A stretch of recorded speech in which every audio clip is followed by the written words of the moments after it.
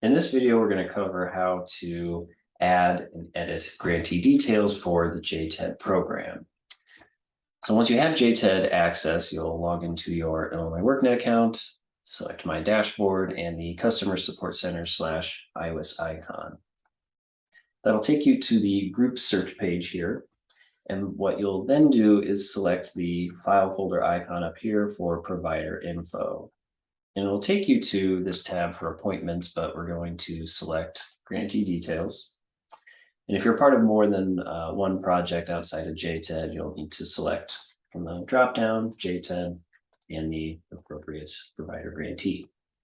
And so information will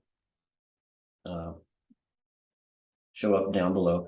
And not all these fields are required to enter or manage, but we'll just go over the ones that are important. So at the top here, we have grantee information. If we need to edit any of this information, we can do so by selecting this edit button. And if we need to add the scope overview or update any of the address information, the program name, the program start date, target population, or LWIA, we can do so as well. And then once that information's been updated, we'll just click save, and we can see that it's been added here. Associated grants and staff completing required training, those are not required for JTED to enter those fields. We covered adding training programs and credentials in another video, but as those training program or programs are added, they'll populate in this table here. If you need to go back to the training programs, you can select this button or the tab at the top here to reach that page where you can update this information. Instructors is another field that's not required to enter for JTED. Worksite placement, the worksites, we covered that in another video, but in this table here, you'll see that overview information for the employer. And the other information is entered in worksite placement. But again, if you need to access worksite placement, you can select this button up here, or you can select the icon in this toolbar here next to provider info for the worksite placement page. Lastly is the services section. And so the services that'll display here are tied to the category that your organization is part of, category 1 or 2 for adult, 3 for youth, and 4 for barrier reduction services only.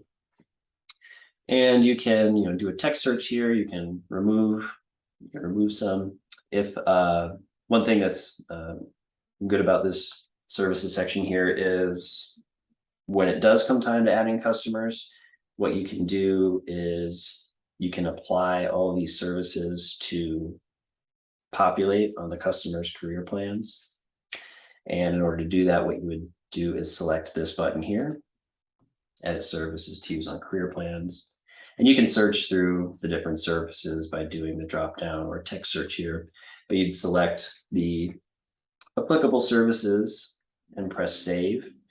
And all the ones that have that checkbox here, what happens is when those customers are added, those services will populate on their career plans. That way you don't have to add a customer and then individually add services to that customer's profile. You can bring all those services to them. And one other thing about services is if you need to edit any of the services or add services that are not included in those JTED services for the different categories, reach out to the Department of Commerce and confirm with them any changes or additions that you'd like to make. And that covers the grantee details tab for JTED.